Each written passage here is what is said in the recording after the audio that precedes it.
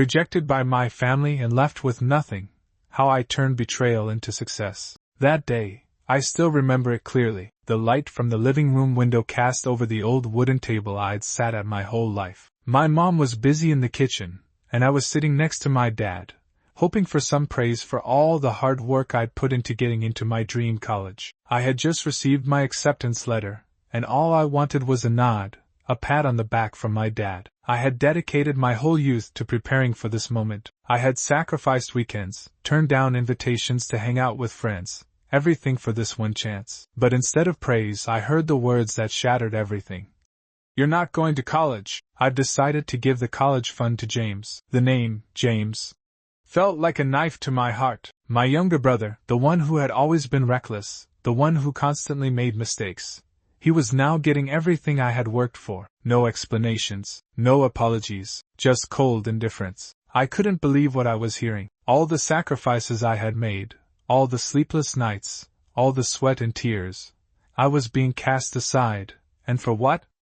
A decision that had no regard for my dreams, no understanding of how hard I'd fought to get here. Without a word, I packed my things and walked out the door. No goodbyes, no drama. I just left, unnoticed, unmissed. The family didn't even realize I was gone until much later. And as I stepped out into the unknown, I was filled with anger, yes, but also something else. The raw determination to make it on my own. Living in my car wasn't easy. No home, no money, just odd jobs here and there to scrape by. I ate canned food and slept on cold leather seats. There were nights I wondered if I was making a huge mistake.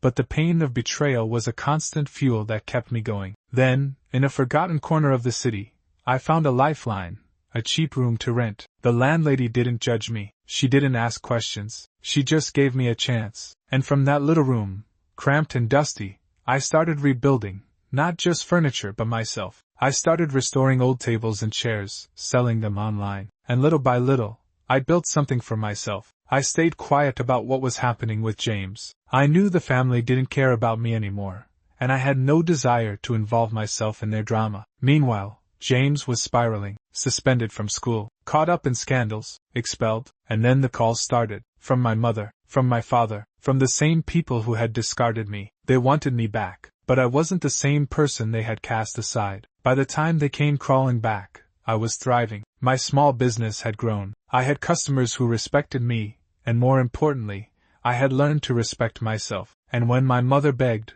when my father demanded, I answered them with a quiet strength. No, I said, and I walked away again, this time with peace in my heart and the future in my hands. This wasn't a story of revenge. It was a story of liberation, of choosing myself, even when it was the hardest thing to do. And as I sat in my workshop, sipping bad coffee and inhaling the smell of sawdust, I realized something.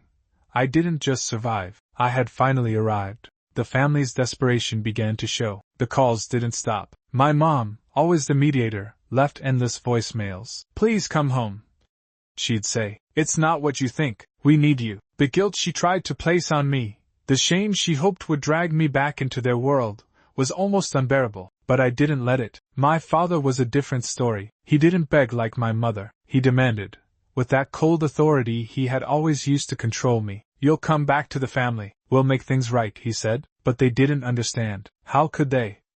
They didn't know the person I had become in their absence. They didn't see the strength I had developed in the struggle. They still saw me as the boy who always complied, who always did what was expected. But that wasn't me anymore. I had a choice to make, and it was clear. I wasn't going to go back. Not out of spite, not for revenge, but because I had learned something that I hadn't known before. My worth wasn't tied to their approval. I had spent so many years chasing their validation, constantly bending over backward to prove my value. But in those months I spent alone, I realized that the most important validation I could get was from myself. So I made my decision. I said no, and it felt like a weight lifted off my shoulders. I wasn't angry anymore, just calm. I was free. With the business growing steadily, I began to make plans for my future. I didn't have the shiny college degree that I had once dreamed of, but I had something much more important: the skills I'd learned, the resilience I had built, and a deep sense of independence. I wasn't just building furniture anymore.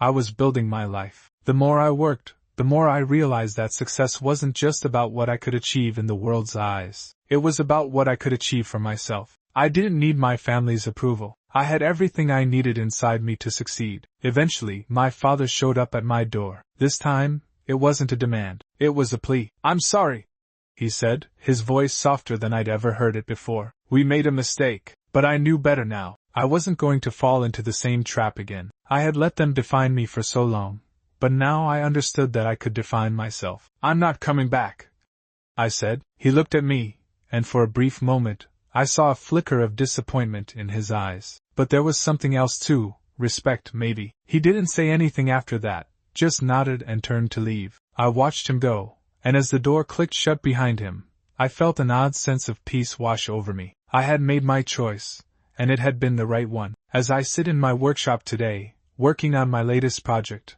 I think about everything I've been through. The struggles, the pain, the moments when I thought I might not make it. But I did make it. I didn't just survive, I thrived. And as I sip my coffee, the same bad coffee I've always made, I smile to myself, not because I'm bitter, but because I finally understand true freedom comes from within. And sometimes, the best way to move forward is to let go of what's holding you back, even if it's the family you once thought you couldn't live without. This is my story, not of revenge, not of regret, but of liberation. And the best part?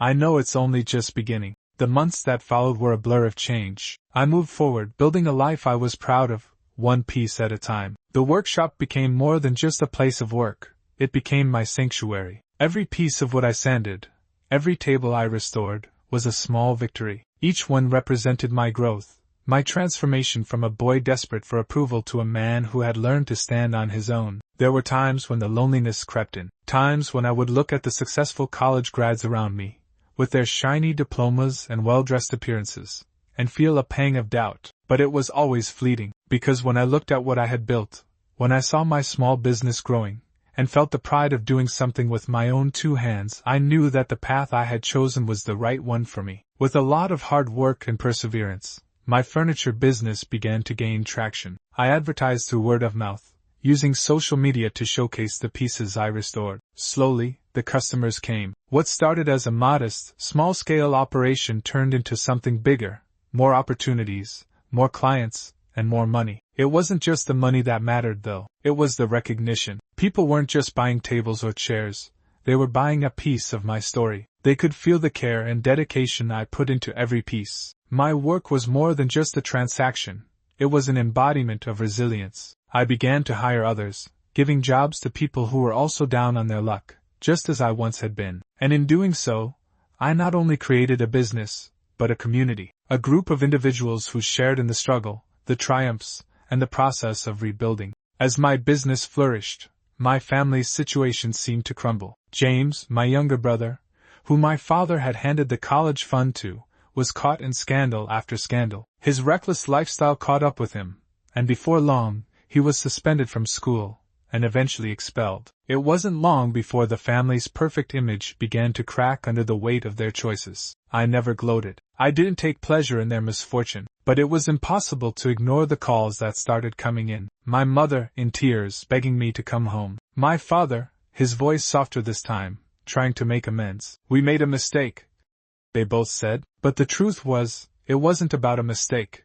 It was about what I had become in their absence. When my father came to me that final time, I could see it, the guilt, the regret. But more than that, I saw something else, respect. He didn't demand this time. He didn't order me to come back into the fold. He just wanted to know if I could forgive him. And for the first time in my life, I could look him in the eye and say, no. It wasn't a refusal born of anger or bitterness. It wasn't revenge. It was just me, standing firm in my own truth. "I don't need to come back," I said calmly. "I've built something on my own. I've found my peace." My father didn't argue. He just nodded, his eyes filled with unshed tears, and he walked away. And that, I realized, was the moment that everything had changed. I no longer sought approval. I didn't need them to accept me. I had accepted myself. Now, as I sit in my workshop, working on another restoration project, I think about everything that led me here. The heartache, the betrayal, the endless nights of doubt. But I also think about the joy I found in my work, the satisfaction of creating something from nothing, and the peace that comes with knowing that I am in control of my own destiny. The road ahead is still long. There are still challenges to face. But now, I have the tools to face them, and I know that I'm not just surviving. I'm thriving. My future is mine to shape. The final reflection.